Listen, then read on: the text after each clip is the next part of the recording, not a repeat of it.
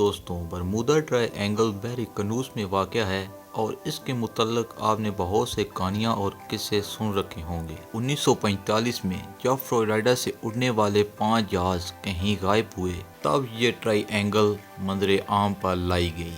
ان جہازوں کو بہت تلاش کیا گیا مگر کوئی سراغ نہ مل سکا۔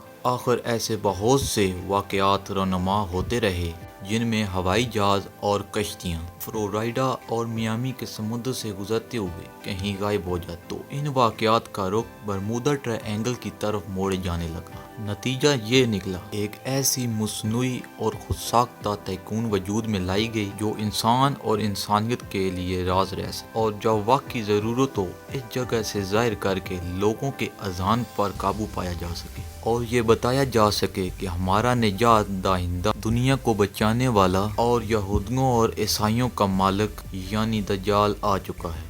دوستوں، آپ حیران ہوئے ہوں گے کہ میں نے اپنی بات کا رخ یکدم دجال کی طرف کیوں موڑ دیا، لیکن انشاءاللہ اس کے متعلق واضح دلائل دیے جائیں گے۔ اس تکون یعنی برمودا ٹرائی اینگل میں اور دجال میں کیا مماثلت پائی جاتی ہے۔ یہ ایک ایسی جگہ ہے جہاں پر بہت سے حادثات رونما ہو چکے ہیں۔ مثلا یہاں پر قطب نما کام کرنا بند کر دیتا ہے۔ یہاں پر بہت سے ہوائی جہاز اور بحری جہاز غائب ہو چکے ہیں۔ اس میں ایسی مقناطیسی کشش یا برقی لہریں ہیں جو بڑے بڑے جہازوں کو تروڑ مروڑ کر نگل جاتی ہیں اور اس کی حقیقت حضور صلی اللہ علیہ وآلہ وسلم کے علاوہ کس سے پوچھی جا سکتی ہے، جنہیں اس وقت کے کفار اور مشرکین بھی صادق اور امین کہتے تھے۔ حضور صلی اللہ علیہ وآلہ وسلم نے سب صحابہ کو اکٹھا کیا اور ارشاد فرمایا، تمیم داری پہلا عیسائی تھا، وہ آیا، اس نے بیعت کی اور اسلام میں داخل ہو گیا۔ اس نے مجھے ایسا واقعہ سنایا جو ان باتوں سے تعلق رکھتا ہے جو میں نے تمہیں دجال کے بارے میں بتایا کرتا تھا۔ اس نے مجھے بتایا کہ وہ لقمم اور جذام قبیلے کے 23 آدمیوں کے ہمراہ سمندر کے سفر پر بحری جہاز میں روانہ ہوا۔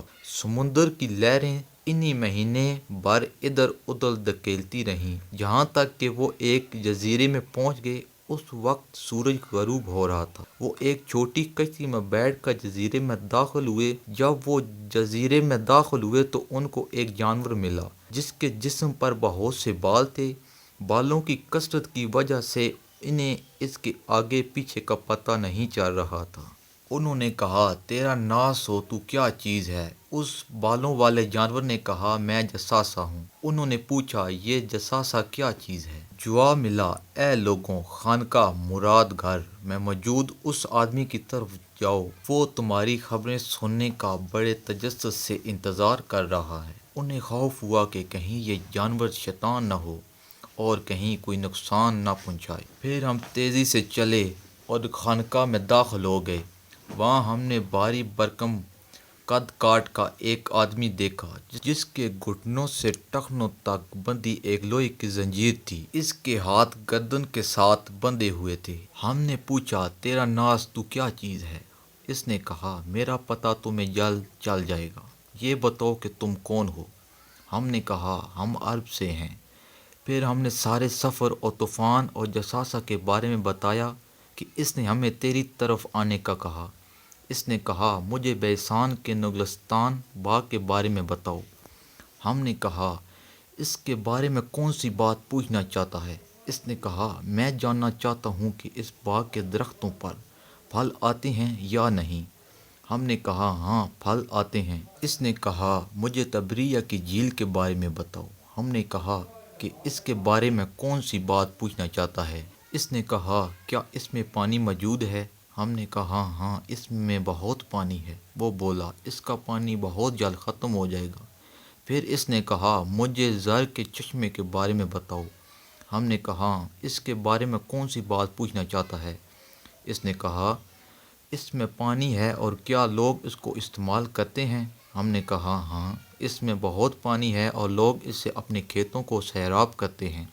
اس نے پوچھا، محمد صلی اللہ علیہ وآلہ وسلم کے بارے میں بتاؤ۔ ہم نے کہا کہ وہ مکہ سے نکل کر یثرب مدینہ آ گئے ہیں۔ اس نے پوچھا کیا عربوں نے اس کے ساتھ جنگ کی؟ ہم نے کہا ہاں۔ اس نے پوچھا کہ حضرت محمد صلی اللہ علیہ وآلہ وسلم نے ان کے ساتھ کیا کیا؟ ہم نے کہا کہ وہ ارد گرد کے عربوں پر غالب آ چکے ہیں، انہوں نے ان کی اطاعت قبول کر لی ہے۔ اس پر اس نے کہا کیا واقعی ایسا ہو چکا ہے؟ ہم نے کہا ہاں۔ پھر اس نے کہا ان کے لیے یہی بہتر ہے کہ وہ اس کی اطاعت قبول کر لیں۔ اب میں تمہیں اپنے بارے میں بتاتا ہوں، میں دجال ہوں، مجھے عنقریب خروج کی اجازت مل جائے گی۔ اس حدیث سے یہ ثابت ہوا کہ دجال پیدا ہو چکا ہے اور وہ اپنی رہائی کا منتظر ہے۔ اس کی رہنے کی جگہ ایک بے آباد جزیرہ ہے۔ اس کے کارندے لمحہ بہ لمحہ دنیا اور انسانوں کے بارے میں آگاہ کرتے ہیں۔ اس کو غیر معمولی طاقتیں دی جائیں گی۔ اس حدیث کو غور سے دیکھا جائے تو دجال کے آنے کی 3 نشانیاں بتائی گئی ہیں۔ وہ 3 نشانیاں آپ کو اگلی ویڈیوز میں بتائی جائیں گی۔ شکریہ۔